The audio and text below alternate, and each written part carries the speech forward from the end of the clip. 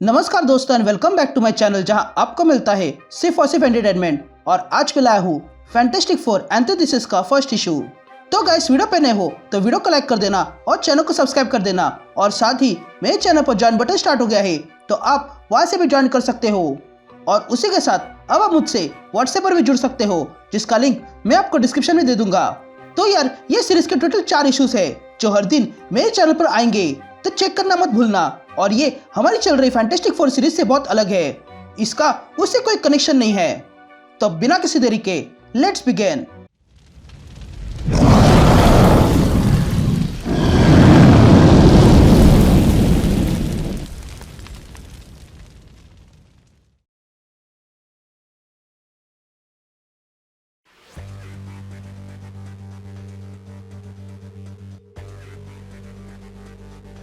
All right gang, तो issue की शुरुआत में हम एनालिस्ट को देखते हैं जिसने अर्थ पर हमला किया है और वो कहता है कि आज मैं सबको खत्म कर दूंगा।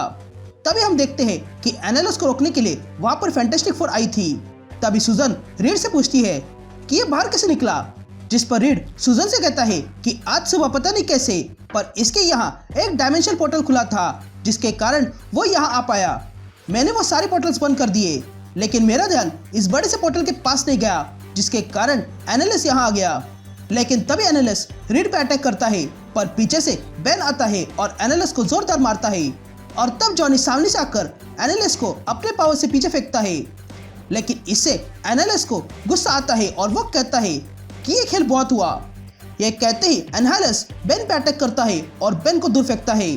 तभी एनालिस्ट रीड और सुजन से कहता है कि मैं तुम लोगों को अपना बंदी बनाना चाहता हूँ पर तुम लोगों ने मेरा पेशेंस खत्म कर दिया। ये कहते ही एनालिस्ट रीड पर अटैक करता है लेकिन सुजन अपनी पावर से खुद को और रीड को बचाती है। तभी सुजन कहती है कि वो यहाँ आके सिर्फ कार उड़ाकर दुनिया पर काबू नहीं करेगा, उसने कुछ ना कुछ तैयारी की होगी। जिस पर रीड सुजन से कहता है कि जल्दी जॉनी और बेन को बुलाओ। यह सुनते ही सुजन जॉनी और बेन को बुलाती है। तभी रीड सबसे कहता है कि हमें कैसे भी करके एनालिस्ट को फिर से फाइनल राउंड में भेजना होगा और उसके सिरे पर जो कंट्रोल रॉड है वही उसे पावर देता है।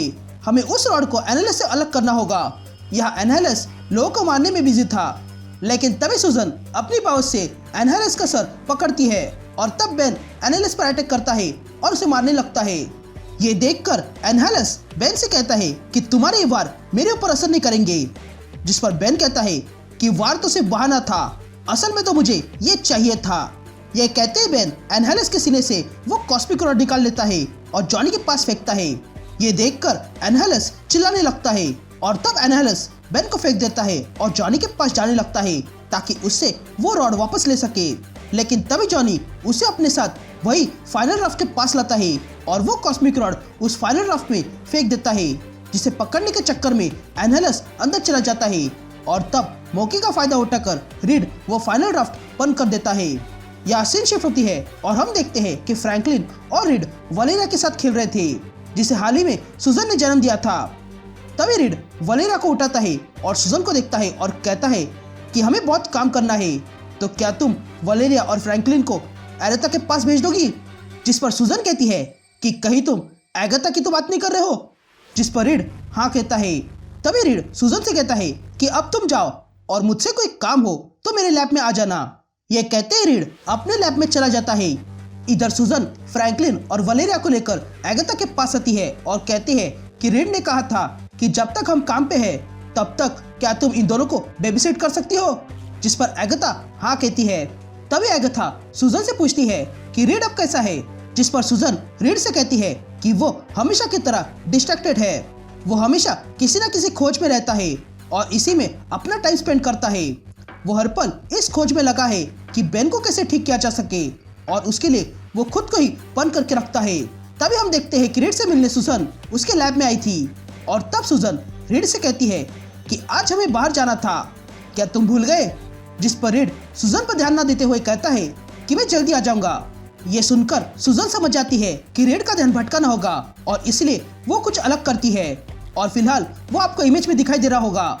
यहाँ जॉनी बेन के लिए ट्रैप सेट करता है ताकि वो जैसे ही किचन में आ जाए उस पर बड़ा सा केक आ गिरे। लेकिन तभी जॉनी देखता है कि बेन भी एक बड़ा सा पाइप लेकर आया था। लेकिन तभी अचानक से जोरदार अलार्म बजने लगता है। तभी ये अलार्म सुन के जॉनी बेन से कहता है कि ये अलार्म तो रीड के एस्ट्रो लैब का है ना। ये कहते ही बेन और जॉनी रीड की लैब की ओर आने लगते हैं। यहाँ रीड और सुजन भी अलार्म सुन के लैब में आ जाते हैं। तभी सुजन रीड से पूछती है कि ये अलार्म किसी घुसपैठ के कारण बजा है ना, जिस पर रीड हाँ कहता है। तभी रीड कुछ देखता है और सबसे कहता है कि एक मीटियोर हाइपरस्पेस से हमारे अर्थ पर आ रहा है, जिस पर सुजन रीड से पूछती है कि ये मीटियोर कितना बड़ा है, जिस पर रीड कहता है कि तकरीबन 80 किलो का है और अगर ये अर्थ पर गिर गया तो वो डजन भर सिटी ब्लॉक को खत्म कर देगा। लेकिन मेरे पास एक प्लान है। तभी हम देखते हैं कि अर्थ के बाहर सैटेलाइट्स एक्टिवेट हो गए थे। तभी रीड कहता है कि मैं जानता था कि ऐसा कुछ हो सकता है, इसलिए मैंने ऐसे सैटेलाइट्स बनाए जो किसी भी खतरे को अर्थ के एटमॉस्फेयर में आने से पहले ही उसे खत्म कर सकेंगे। यह कहते ही हम देखते हैं कि वो सैटेलाइट्स उन मीटियोर को वही स्पेस में खत्म करने लगते हैं। लेकिन तभी हम देखते हैं कि इन सैटेलाइट से बचकर वो मीटियोर अर्थ पर घुस चुका था। ये देखकर रीड कहने लगता है कि ये काम क्यों नहीं कर रहा है, जिस पर सुजन कहती है कि इस मीटियोर से अननोन एनर्जी आ रही है, तो अगर हमने इसे स्लो भी कर दिया तो भी ये मैनहट्टन पर आके गिरेगी, तो हम इसे कैसे रोके। जिस पर रीड कहता है कि हम इसे तुम्हारे फोर्स फील्ड से रोकेंगे। जिस पर सुजन रीड से कहती है कि मजाक मत करो, तुम जानते हो कि बुलेट्स और मीटियोर में क्या फर्क है। जिस पर रीड कहता है कि हाँ मैं जानता हूँ, इसलिए तुम सबको इसकी जरूरत है। यह कहते ही रीड सबको बैग्स देता है। उसके बाद हम देखते हैं कि सुजन ने बड़ी सी फोर्स फील्ड बनाई थी जो किसी जेल की तरह थी और उसे सुजन, बेन और जॉनी पकड़े हुए थे। तभी रीड कहता है कि मैंने इस मीटियोर का एंगल कैलकुलेट किया है और मुझे पता चला है कि हम उसे रोक सकते हैं, पर उसके लिए हमें उसे यहाँ से बाउंस करके एक ऐसी जगह पर फेंकना होगा जहाँ कोई लाइफ नहीं होगी। तो क्या तुम सब लोग तैयार हो? जिस पर सब हाँ कहते हैं। तभी सुजन, जॉनी और बेन मिलके उस फोर्स फील्ड को उसी एंगल में रखते हैं जैसे रीड ने कहा था और तब वो मीटियोर बड़ी ही तेजी से आने लगता है। तभी बेन रीड से पूछता है कि हमें ये कितनी देर करना होगा, जिस पर रीड कहता है कि बस कुछ और सेकेंड्स। ये कहते फैंटास्टिक फोर अपना पूरा जोर लगाते हैं और तब वो मीटियोर आके फोर्स फील्ड से लग जाता है और बाउंस होता है और जाके कहीं दूर गिर जाता है। अब ये सब कुछ करने के बाद सुजन कमजोर पड़ चुकी थी और वो नीचे गिरने लगती है, लेकिन रीड उसे बचा लेता है। उसके बाद फैंटास्टिक फोर उस जगह पे आ जाते हैं जहाँ पर वो मीटियोर गिरा हुआ है। तभी रीड सबसे कहता है कि उस मीटियोर से दूर रहो क्योंकि हमें पता नहीं है कि उसमें क्या है। यह कहते ही रीड आगे आता है और देखता है कि उसके अंदर कोई था, जिसे देखकर फैंटास्टिक फोर हैरान रह जाते हैं क्योंकि उसके अंदर कोई और नहीं बल्कि सिल्वर सफर था। तभी सिल्वर सफर रीड से कुछ कहने लगता है, लेकिन तभी बेन आगे आता है और सिल्वर सफर को उठाता है। तभी रीड बेन से कहता है कि संभाल के रहना बेन, सिल्वर सफर की एनर्जी लीक हो रही है। तभी रीड सिल्वर सफर से पूछता है नॉरिन तुम्हें क्या हुआ, जिस पर सिल्वर सफर कहता है कि मुझ पर अटैक हुआ था, इसलिए मैं यहाँ मदद के लिए आ गया हूँ और इसलिए मैं उस कॉमेट से आया। ये मेरे साथ जो कुछ भी हुआ है वो उसी के कारण हुआ है। ये सुनकर रीड सिल्वर सफर से कहता है कि ये कैसे हो सकता है, तुम तो गैलेक्टस के प्रोटेक्शन में हो ना, तो फिर तुम पे कोई अटैक कैसे कर सकता है, क्या गैलेक्टस तुम्हें बचाने नहीं आ गया। जिस पर सिल्वर सफर रीड से कहता है कि तुम समझे नहीं, गैलेक्टस मुझे नहीं बचा सकता है क्योंकि गैलेक्टस मर चुका है। और यहीं पर यह इशू कंटिन्यू होता है।